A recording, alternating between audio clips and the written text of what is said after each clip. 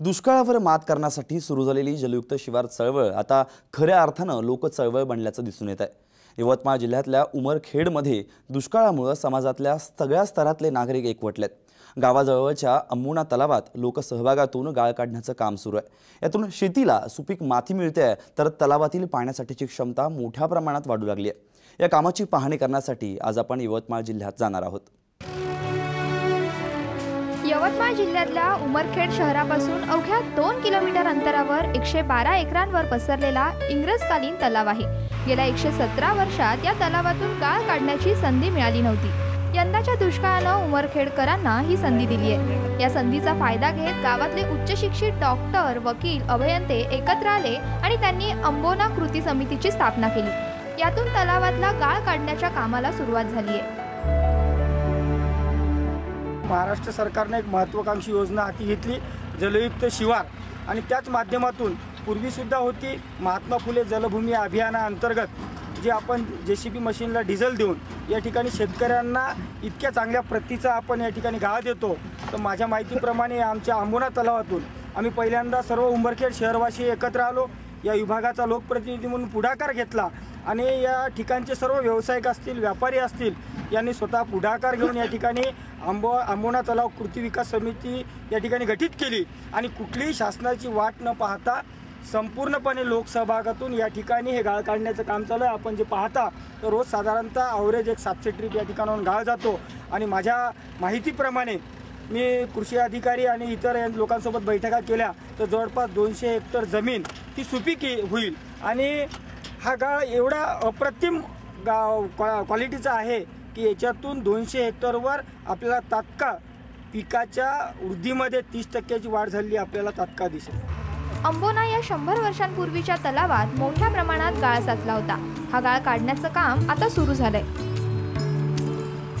कृषी विभागाचे अधिकारी असतील या लघु पाटबंधारे विभागाचे अधिकारी असतील अशा सगळ्या डिपार्टमेंटच्या अधिकाऱ्यांना त्या बैठकीमध्ये समाविष्ट करून त्या पद्धतीनं लोकाला पूर्ण माहिती दिली शेतकऱ्यांना आणि त्यानंतर शेतकऱ्यांना हा गाळ नेण्यासाठी शेतकरी प्रवृत्त झाले।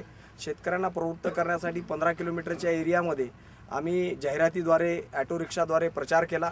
बळीराजा चेतना अभियानाअंतर्गत आम्हाला त्या सगळ्या गोष्टीसाठी मदत झाली। बळीराजा चेतना अभियानाअंतर्गत आम्ही लोकांमध्ये ह्या सगळ्या विषयावर जागृती निर्माण केली आणि आज खऱ्या अर्थानं ही एक लोकचळवळ उभी राहिली आहे आणि शेतकरी मोठ्या प्रमाणावर या ठिकाणाहून दररोज 700 ते 800 ट्रिप गाळ हा स्वखर्चानं नेत आहे।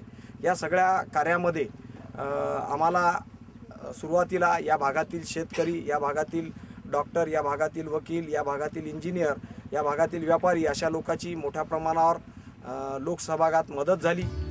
आतापर्यंत तलावातला 30% गाळ उपसण्यात यश आलंय। जवळपास ट्रॅक्टर ट्रिपच्या 30,000 ट्रिप गाळ शेतापर्यंत पोहोचलाय। जवळपास 700 ते 800 ट्रिप दररोज गाळ जात आहे आणि त्यामुळे या ठिकाणी दररोज 1.5 लाख लिटर पाण्याची क्षमता ही या तलावाची दररोज 1.5 लाख लिटर पाणी या ठिकाणी वाढत आहे। पाण्याची क्षमता वाढत आहे आणि जवळपास या ठिकाणी 150 ते 200 शेतकऱ्यांना या सगळ्या गोष्टीचा लाभ होत आहे। जे शेतकरी आपल्या शेतामध्ये हा गाळ नेऊन टाकतात त्यांच्या शेतीला हा गाळ अतिशय उत्कृष्ट आहे। त्यामुळे येणाऱ्या 3 वर्षापर्यंत त्या शेतकऱ्याला आपल्या शेतीमध्ये खत आणि या पहिल्या वर्षी त्याला या शेतामध्ये आपल्या निंदन करायचं काम पडणार नाही। अशा पद्धतीचं हे काम आहे। याच्यामध्ये शेतकऱ्याचा स्वार्थ आणि परमार्थ अशा दोन्ही गोष्टी या गाळ नेण्यामधून शेतकरी साध्य करू शकतो। त्यामुळं आम्ही आमच्या आव्हानाला प्रतिसाद देऊन शेतकऱ्यांना मोठ्या प्रमाणावर या ठिकाणी लोकसहभाग या ठिकाणी आपला दाखविलेला आहे। या कामासाठी आतापर्यंत 12 लाख रुपये खर्च झालेत तर संपूर्ण तलावातला गाळ काढण्यासाठी जवळपास 50 लाख रुपयांचा खर्च अपेक्षित आहे। स्वतः जे लोक डॉक्टर्स आहेत, इंजिनियर्स आहेत, वकील आहेत, मोठमोठे व्यापारी आहेत, हे सर्व लोक इथं रोज सकाळी येऊन 1 ते 1.5 तास श्रमदान करतात आणि दिवसभर या ठिकाणाहून जेसीबीद्वारे गाळ मोफत भरून देण्याचं काम केले जाते।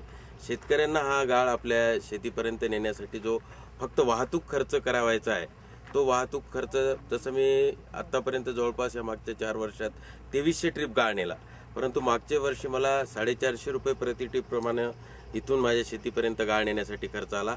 यावर्षी तो खर्च जवळपास फक्त 250 रुपयापर्यंत येत आहे आणि या गाळाचं महत्त्व एवढं आहे की आज आपण जर का बाजारातून शेणखत घेतो म्हणलं तर एक छोटी ट्रॉली जी 1 बरासची येते तिला जवळपास 3,500 रुपयापर्यंत खर्च येतो।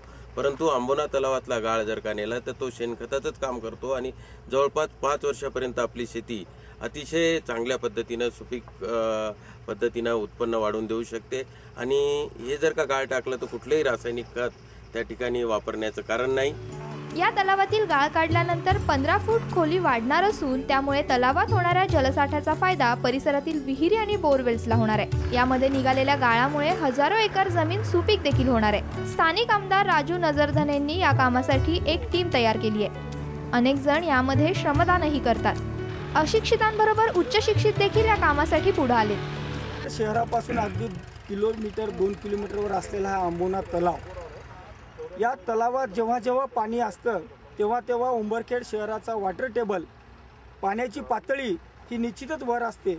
आणि म्हणून उंबरखेड शहरवासियांनी एवढ्या हिरिरीने भागच त्याच्यासाठी घेतला की जर या तलावाचं खोलीकरण झालं आणि काही गोष्टी आपण दुष्काळात सुद्धा चांगल्या गोष्टी घडू शकतात। याचं अप्रतिम उदाहरण म्हणजे आपण ज्या ठिकाणी आत्ता आपण उभे आहोत, हे गेल्या 70 वर्षात सुद्धा कधी हा तळ या तलावाचा कधी उघडा झाला नव्हता आणि इथला गाळ काढण्याची कधीही संधी मिळाली नव्हती। म्हणून दुष्काळानं सुद्धा आम्हाला एक संधी दिली आणि त्या संधीचं सोनं करण्याचं उंबरखेडवासियांनी ठरवलं।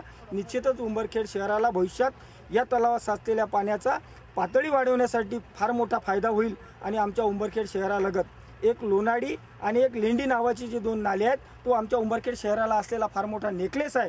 आणि आता लोकांनी सुद्धा पुढाकार घेऊन त्याचंही खोलीकरण आणि रुंदीकरण करण्याचं काम सुरू केलं आणि शासनाचा प्रतिनिधी as a part of government म्हणून त्यांना जी काही मदत लागेल त्यासाठी मी या ठिकाणी तत्पर आहो। या तलावात शहरातलं सांडपाणी येत असल्यानं यामधील गाळ शेतीसाठी उपयुक्त आहे। हा गाळ टाकल्यानंतर पुढचे किमान 3 वर्ष शेतकऱ्यांना शेतात गाळ टाकण्याची गरज नाही।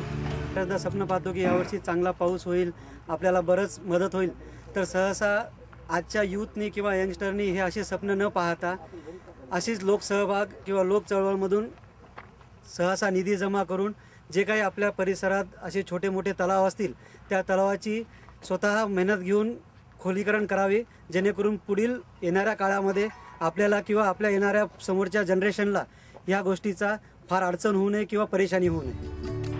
गावातली तरुण उच्च शिक्षित पिढी एकत्र आली तर विकासाचे कोणतेही निर्णय तात्काळ घेऊन प्रश्न कसे सुटतात याचं हे चांगलं उदाहरण आहे। त्याचं अनुकरण करण्याची गरज दुष्काळ पडलेल्या ग्रामीण महाराष्ट्रातल्या प्रत्येक गावाला आहे। गजानन भोयरसह ब्युरो रिपोर्ट, साम टीव्ही, यवतमाळ।